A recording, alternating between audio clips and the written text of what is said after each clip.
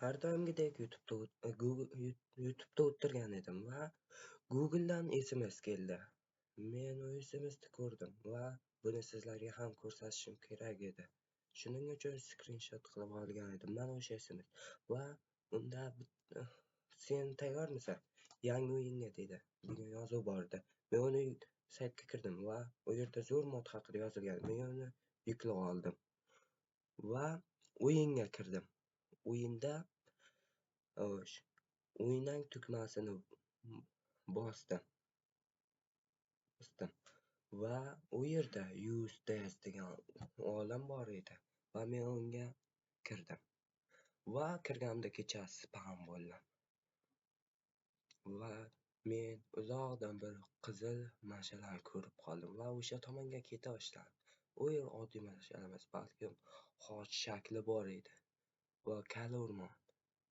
Bu qandaydir g'alati edi. U yerda mashallar ko'p edi. Men u mashallar orqasida ketgunimcha zombilarni ko'rib qoldim va men qochishga majbur bo'ldim va o'sha restoran tomon ketdim va kam yurgandan keyin uzoqdan orqaga qaradim va zombilar ko'rib qoldim va oldinda o'yinchi kavlagan joyga o'xshaydigan joyni topib oldim va u yerda qanday g'alati yozuvlar bordi. Bu xuddi o'yin tugagan chiqadigan yozuvlarga o'xshardi va o'sha yerda eshik bor edi. Men uni ochishni o'yladim.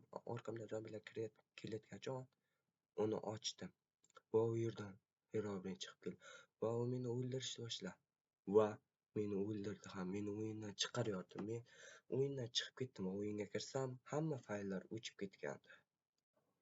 Iltimos do'stlar, meni hamma qilgan mehnatlarimni qadrlagan holda kanalimga obuna va podpiska tugmalarini, like tugmalarini bosib qo'yinglar.